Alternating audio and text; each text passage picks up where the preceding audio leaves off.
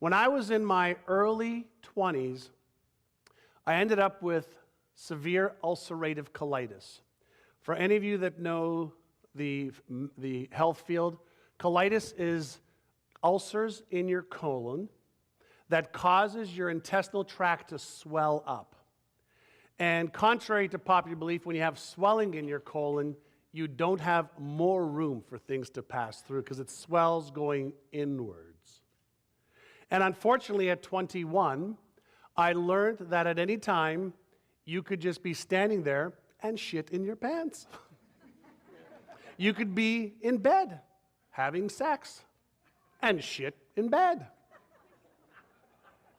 And as embarrassing as it was then, my question was, why is this happening to me? What's the cause of this? See, the symptoms, I knew what they were. Shame, guilt, embarrassment were the emotions, but to not have bowel control at the age of 21, whether you're in the car, at a restaurant, trying to have sex with a beautiful young lady, was not fun. I had a huge motivator for trying to figure out what the F is going on.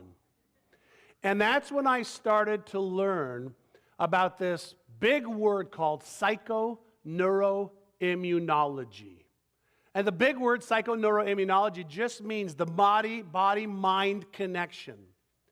And that's when I was on 25 pills a day. Silazepam was a sulfur-based pill that I was taking. I was doing cortisone enemas 2 to 3 times a day. Now, you may be thinking, what does this have to do, with money squared? What's he talking to us about enemas and all this stuff?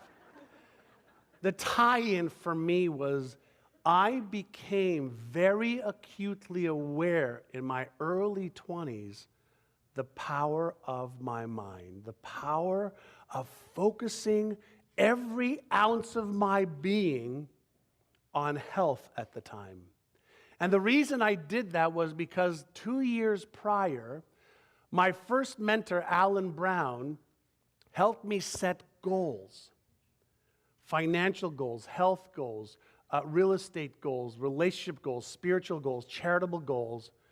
And he shared something with me that changed my life. 2 things. Number one, he says, whatever it is you focus on every day will become your reality. And the other thing he said to me, that many of you have heard me share this, maybe at a seminar, is that when you're committed to an outcome, there are no excuses. There are no stories. There are no reasons not to achieve it.